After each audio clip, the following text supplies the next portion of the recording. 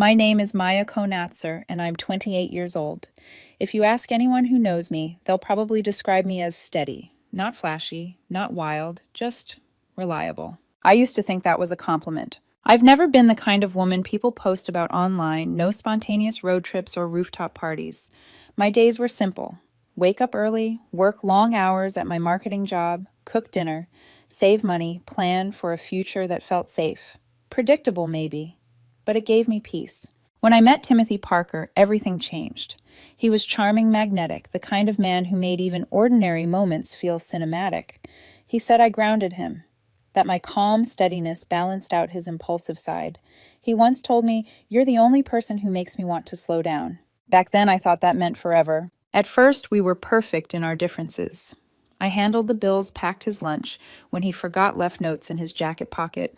He made me laugh, dragged me into spontaneous weekend plans, taught me to try new things. I loved that about him, his energy, his confidence, his way of turning everything into a story. But somewhere along the way, his admiration turned into mockery. It started small. "You never want to do anything fun anymore," he'd tease, scrolling through Instagram. "All your friends are out living, and you're here, meal prepping." I'd laugh it off, pretending it didn't sting. "I just like things planned," I'd say. "Planned," he'd repeat, smirking. That's such a Maya word. He'd say things like that when his friends were around, light jabs that didn't sound cruel until you heard the laughter that followed. Once during a dinner with his coworkers, a woman joked about her crazy weekend in Bali. Timothy grinned and said, "Don't mind Maya, she's basically a 50-year-old trapped in a 28-year-old's body. Her idea of fun is reorganizing a spreadsheet." Everyone laughed.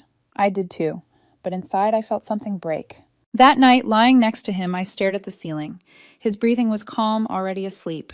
I whispered softly, "Why is being dependable suddenly a flaw?" He didn't answer, and maybe that silence said everything. The tension grew invisible, but suffocating. Every time he compared me to someone else, someone more exciting, more passionate, I felt myself shrinking. Still, I convinced myself it was just a phase. We'd been together for 3 years. I'd seen him through failed startups, layoffs, and late-night breakdowns. Surely he wouldn't just turn cruel. Then came that night. It was past 9 p.m. I'd just finished an exhausting client call. When I opened the door, Timothy was sitting in the living room, a half-empty glass of whiskey in his hand. He didn't even look up. "You know what your problem is," he said, voice low but sharp. I set my bag down slowly. "What problem?" He laughed, a short, bitter sound. "You think being dependable makes you desirable. It doesn't. It makes you replaceable." I froze. "What are you talking about?" He swirled the ice in his glass. "You think saving money, following routines, being safe, that's what makes a man stay no Maya. That makes a man bored." His words hit me harder than I expected.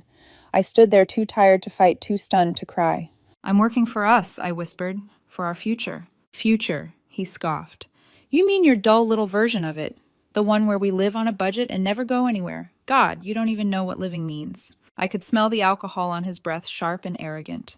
"Timothy, stop," I said quietly. But he didn't. He leaned forward, eyes glinting. "You're the kind of woman men settle for when they're done having fun. The reliable backup plan. The one who's there when all the exciting ones leave." My throat tightened. "You don't mean that." He smiled, cold and deliberate. "Don't I?" The room went still. I could hear the hum of the fridge, the faint ticking of the clock. I wanted to scream, to throw his words back at him, to remind him of every time I stayed up helping him prep for a meeting, every time I paid rent, when his freelance checks were late, every time I believed in him more than he believed in himself. But I didn't say a word. I just stood there silent, breathing, burning. And that silence rattled him. He slammed his glass down. "Oh, don't act hurt. You know it's true. You cling to me because you're afraid you'll never do better." My voice came out steadier than I felt. "You think being kind is weakness, Timothy? One day you'll realize it isn't." He smirked. "Yeah, we'll see." I turned away, heart pounding. That night I slept in the guest room. He didn't check on me. He didn't apologize. He just let me drift away quietly like my absence meant nothing. The next morning, I half hoped he'd wake up sober, remorseful. But when I walked into the kitchen, he was laughing on his phone, reading a text. "Morning," I said carefully. He didn't look up. I set a mug in front of him. "Coffee?" He waved it away. "Nah, Chloe showed me this new place downtown.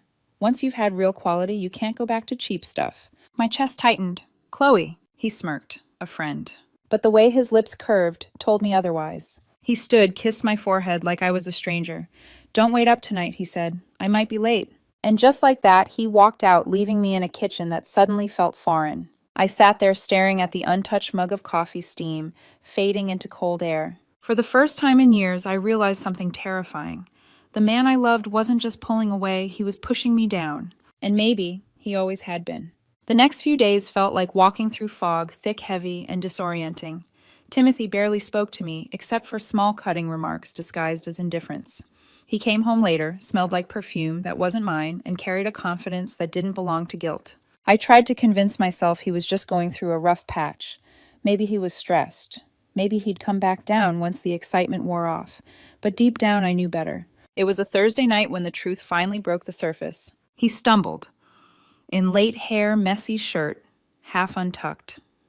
Phone glowing in his hand. I was sitting on the couch with a book I hadn't turned a page of in 20 minutes. "Hey," I said softly. "Hey," he replied without looking up.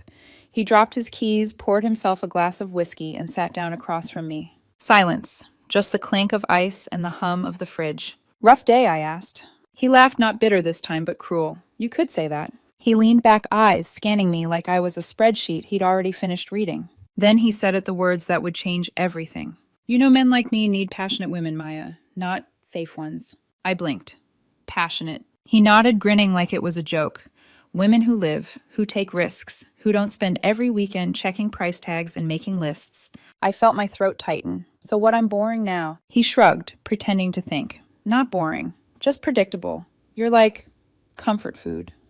Reliable, familiar, but after a while you crave spice." "Spice," I repeated quietly. "You mean Chloe?" His grin didn't falter. "At least she knows how to live." The words landed like shards of glass. Sharp, precise, deliberate. I stood, heart pounding in my ears.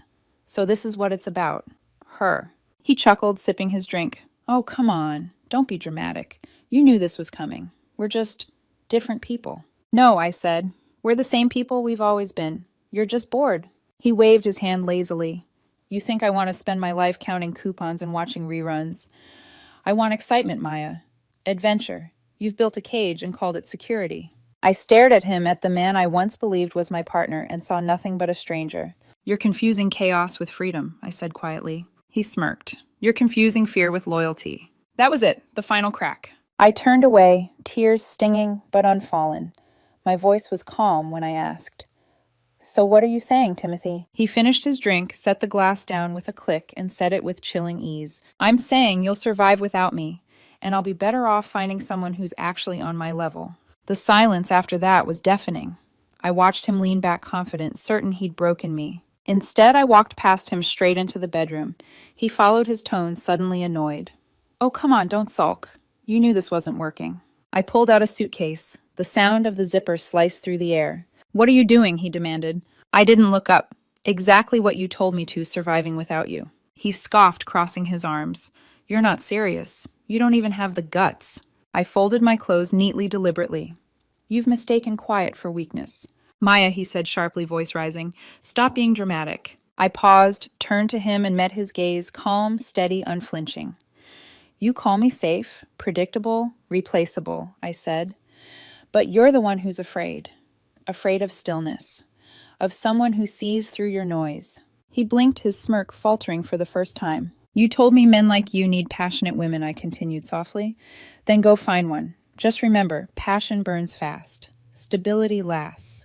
He opened his mouth, but no words came out. I zipped the suitcase, closed it, and walked toward the door. "Maya, wait," he said. His voice half angry, half nervous. "You're not actually leaving." I turned one's hand on the doorknob. "Watch me." For the first time, he looked uncertain, like he hadn't expected the fire behind the quiet woman he'd taken for granted. I stepped into the hallway. The air felt cold, heavy, real. He called after me. "You'll regret this. You'll come crawling back. Women like you always do." I didn't even turn around. My suitcase wheels clicked against the tiles, echoing down the hall. Each sound was a heartbeat, a goodbye, a declaration. Inside me, something shifted, not brokenness, but release. That night, for the first time in years, I slept soundly. Not because I stopped loving him, but because I finally started loving myself. When I first left Timothy, the silence was suffocating. No arguments, no laughter, no noise at all, just the hum of my old refrigerator and the creak of the floorboards beneath my feet. For years, my life had revolved around us. My schedule, my meals, even my weekends had been shaped by him, what he wanted to eat, where he wanted to go, how he wanted to feel. Now it was just me. The first week, I couldn't even sleep in my own bed. Every shadow felt like a memory. Every quiet second reminded me of the sound of his voice saying, "You're not enough." I kept expecting a text, an apology, something. But nothing came. So I filled the silence myself. I woke up early even when I didn't need to. I made coffee and actually drank it slowly without rushing to pack lunches or check his messages.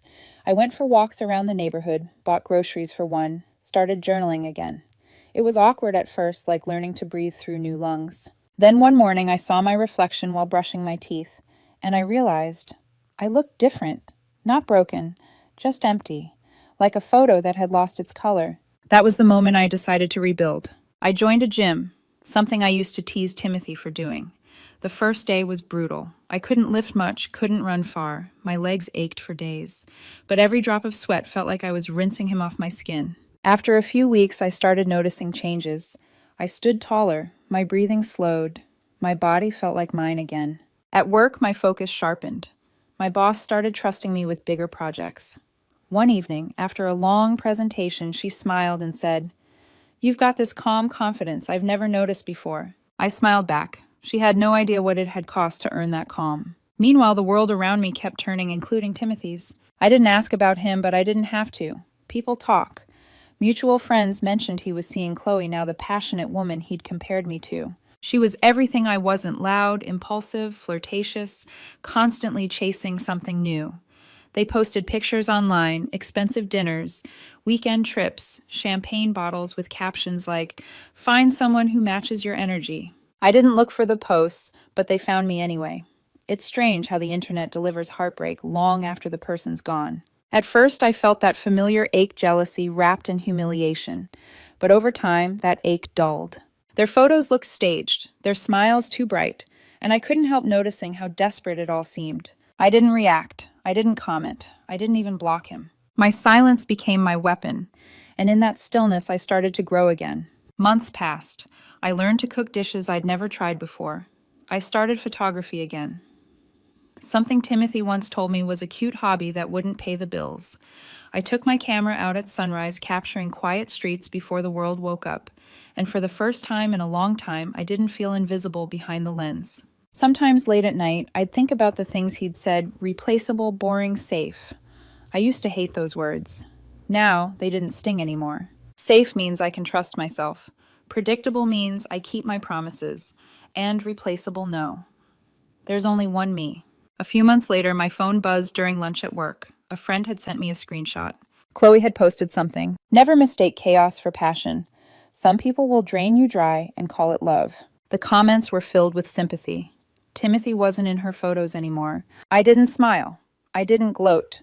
But I won't lie, I felt something inside me settle, like the universe had just whispered, "See." It wasn't joy, it wasn't revenge, it was confirmation that silence, dignity, and distance can destroy what shouting never could. One evening, as I watered my plants, my phone lit up. No number. "Hey stranger, just checking in." I stared at the message. No name, no apology, just that same smug tone disguised as charm. I locked the screen and placed the phone face down. The next morning, there was another text. "I drove by your old place today. Made me think of you. Hope you're doing okay." I exhaled slowly. For a second, I almost laughed. Because that was the thing about people like Timothy, they always came back.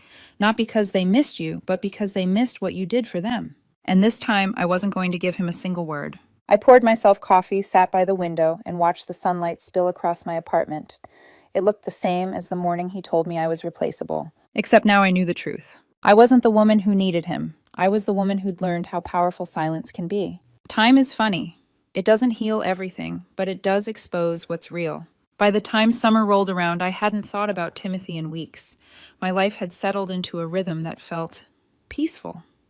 Mornings with coffee and music instead of arguments. Evenings spent reading or editing photos, not waiting for texts that never came. But the world has a strange way of delivering closure when you least expect it. I ran into Tara, a mutual friend, at a coffee shop one Friday. She hesitated before speaking, like someone holding a secret too juicy to keep. "You've heard about Timothy, right?" she asked, lowering her voice. I sipped my latte calm. No, and I'd prefer to keep it that way. She smiled, unable to help herself. Well, let's just say Karma showed up wearing high heels. I raised an eyebrow, meaning she leaned in. Chloe cleaned him out. Literally. Maxed his credit cards, borrowed money in his name, and disappeared. He's been calling everyone for help. For a moment, I said nothing, just stared at the foam swirling in my cup. Not because I was shocked, but because I wasn't. Tara continued. He told people she was his soulmate. Now he's saying she ruined his life. I bit back a smile. Sounds like he finally met his match. After that, little updates trickled in. I never asked for them, but they found me anyway. Timothy had lost his job. His landlord evicted him after missed payments. The car he used to brag about the one Chloe loved to pose beside got repossessed. And Chloe she'd moved on within weeks, with a new guy who looked like Timothy's richer twin. The irony was poetic. Meanwhile, my life had blossomed quietly. The promotion I'd been working toward finally came through. My manager called it well-deserved consistency. Those two words, the same ones Timothy once mocked, now felt like a crown. I moved into a brighter apartment downtown, bought a new camera lens, adopted a cat named Juniper who filled my evenings with soft purrs instead of insults. My reflection changed too, not just the outside, but the energy. My posture straighter, my voice calmer, my smile real. It wasn't revenge that made me feel powerful, it was peace. A few weeks later it happened, a message from Timothy. Timothy, hey, just checking in. You look amazing, by the way. I stared at the screen for a moment, then locked it. But curiosity, or maybe old habit, got the better of me. I checked his profile. He looked different. Thinner. Paler. The confident grin replaced by something brittle. His photos were quiet now. No flashy dinners, no Chloe. Just grainy selfies captioned with new beginnings and learning to focus on myself. I almost felt sorry for him. Almost. But pity wasn't love. It was closure in disguise. 2 nights later, my phone rang. His name flashed on the screen. I hesitated, then answered. Maya, he said too quickly. Wow, I wasn't sure you'd pick up. I kept my voice steady. You got 2 minutes. He laughed awkwardly. Fair. Look, I know I messed things up. But you were always different. You cared.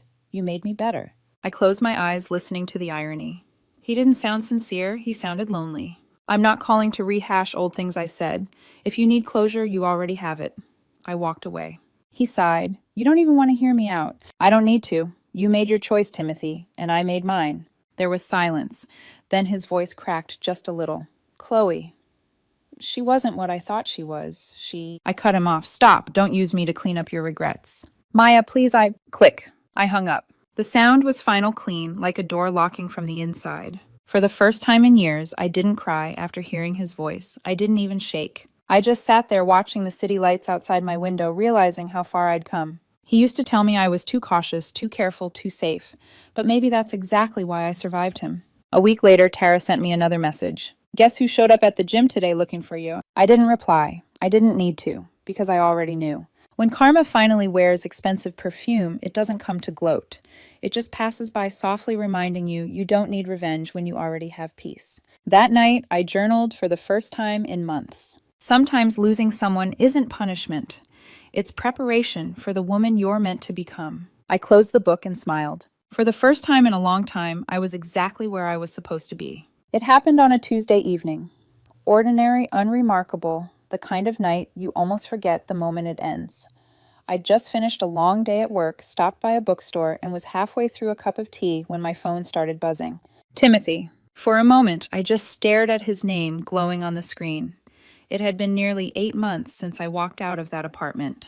8 months since I decided silence was louder than pleading. I shouldn't have answered, but curiosity is a stubborn ghost. Hello, I said, my tone neutral. There was a pause, then his voice soft, too careful. Maya. Wow. You picked up. 2 minutes, I reminded him. That's all you get. He gave a small laugh, the kind that once melted me. But now it sounded rehearsed. Still direct, I see. Still busy, I replied. He exhaled loudly like he'd been holding his breath for months. Look, I know I don't deserve to call. I know I screwed up, but I needed to talk to you. I said nothing, let the silence press against him. He continued, his voice cracking just enough to sound human again. Chloe, she wasn't what I thought. She drained me, lied, used me. I lost everything. My job, my savings. I even had to move back with my brother for a while. I didn't flinch. He was waiting for pity, but all I felt was distance, the kind that no apology can close. He went on. I keep thinking about how good things were with you. You were steady, kind, patient. You always had my back. I didn't see it then, but you were the one thing that actually worked in my life. Worked, I repeated. That's an interesting word to use for love. He hesitated. I mean, you know what I mean. You were good for me. You kept me grounded. I miss that. I miss you. I took a breath, steady and slow. You don't miss me, Timothy. You miss control. You miss stability, the kind you didn't have to earn. He went quiet, then softer. You sound different. I am different, I said. I finally stopped apologizing for being the woman you couldn't handle. He sighed, almost in disbelief. So that's it. You're just done. Timothy, I said, my voice calm but final. I was done the night you told me men like you needed passionate women. I realized then that you didn't want love. You wanted an audience. He tried again, desperate this time. Can't we at least talk? Maybe dinner. One chance to... No. The silence that followed was long and sharp. I could almost hear him blinking in shock. Maya, he said finally, don't you even care that I've been struggling? I let out a quiet laugh, not cruel, just tired. Care. You didn't care when I begged for your respect. Why should I care now? He muttered something under his breath. You've changed. I had to. Then I hung up. For days after I felt nothing, no guilt, no sadness, no triumph, just stillness, like closing a door on a room I'd already cleaned. But the world, as always, has its sense of timing. 2 weeks later, I saw him again. It was at my gym, of all places. I'd just finished my workout wiping sweat from my neck when I spotted him near the entrance. He looked smaller somehow, his shoulders slumped, his confidence deflated. Maya, he said softly, almost like he was afraid I'd vanish. I froze, not because I still felt anything, but because I realized in that moment I truly didn't. He walked closer, forcing a smile. You look... Wow, you've changed. I told you I did. His eyes flickered over me, the athletic frame, the quiet poise, the peace he could never give me. You look amazing, he said. Healthier, happier. I am, he swallowed. Listen, I know I said horrible things. I was arrogant. I thought I wanted excitement, but Chloe, she was a nightmare. You were everything I didn't appreciate. Can't we just start over? I met his gaze steady and unflinching. No, Timothy, we can't. He blinked like he hadn't expected the answer to come so quickly. Why not, he asked. Because the woman you hurt doesn't exist anymore. He looked confused. What does that mean? It means the version of me who waited up for you, who made excuses for your cruelty, who believed your words over her own instincts, she's gone. You killed her the night you called her replaceable. He opened his mouth, but nothing came out. I picked up my gym bag and stepped closer, lowering my voice. You told me men like you needed passionate women. You were right. You just didn't realize passion isn't chaos. It's strength. And I've found mine. Then I walked past him. No glance back. No hesitation. Behind me I heard him whisper, you'll regret this. But his voice trembled, and for the first time I knew he didn't believe it either. That night, I sat on my balcony with Juniper curled up beside me, the city lights stretching far and endless. I thought about how many times I'd waited for this, an apology, a reckoning, a moment of regret, and now that it had come, it didn't feel like victory, it felt like peace. Because real revenge isn't making someone miss you, it's becoming someone they'll never deserve again. 6 months passed. Long enough for old wounds to turn into faint scars. By then, Timothy had become a name I barely thought about, not because I'd forgiven him, but because he no longer mattered. My world had color again. The morning smelled of freshly brewed coffee and wet soil from the balcony plants. My photography business, something he once called a silly dream, had started picking up clients. Weekends were no longer about keeping someone else happy. They were mine. Then came the wedding invitation. A mutual friend, Olivia, was getting engaged, and she insisted I come. I hesitated at first. Olivia was close to both of us back then. If Timothy showed up, the air would shift. But after everything, I wasn't the one who needed to hide. So I went. The evening was soft and golden, the kind of light that flatters even broken hearts. I wore a simple navy dress, hair pinned loosely, no statement jewelry. I didn't need decoration to feel strong. The moment I stepped into the hall, I felt eyes turn. Familiar faces, half-remembered smiles, whispers like ripples. And then, him. Timothy. He was standing near the bar nursing a drink, laughing too loudly at a joke that wasn't funny. He looked older, not in years, but in weight. The kind of heaviness that comes from running too long in the wrong direction. When he saw me, the laughter caught in his throat. His eyes widened, and for a second I saw the flash of something like regret or disbelief. He walked over, trying to compose himself. Maya. Timothy. You look. He stopped, searching for a word that didn't sound pathetic. Incredible. Thank you, I said, tone polite but distant. He hesitated. Can we talk? I almost said no, but then I realized I didn't owe him fear anymore. Sure, I said. 5 minutes. We stepped out onto the terrace where the air was cooler, the city stretching out below us like a quiet witness. He shoved his hands in his pockets. You really changed. I told you I would. He nodded slowly. I see that. You seem stronger, happier. I am both. He stared down at his shoes, then back at me. Is there someone new? There it was, the question he'd really come for. I smiled. There is. His jaw tightened, eyes flickering with jealousy. Who is he? I met his gaze, calm and steady. Me. He blinked, not understanding. I fell in love again. I continued softly, but this time with the one person you made me forget about myself. He opened his mouth, but no words came out. The silence between us was thick, final. I stepped closer, just enough for my voice to carry. You told me once that men like you needed passionate women.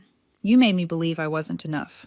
But you were wrong, Timothy. I wasn't too little, I was too much for your limits. His lips parted a faint whisper of Maya, but I stopped him. No, I said gently.